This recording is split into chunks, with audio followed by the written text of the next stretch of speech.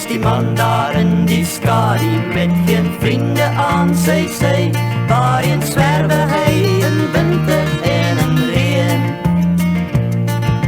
Eens was daar 'n lewe vol van liefde sonder pyn, maar toe ruil hy al sy gawes een vir een.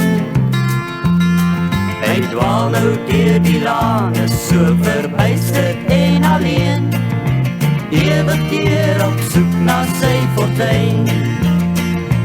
Elke glimlach van 'n vreemde bek verlange om hom heen, met die nektar van die duiwels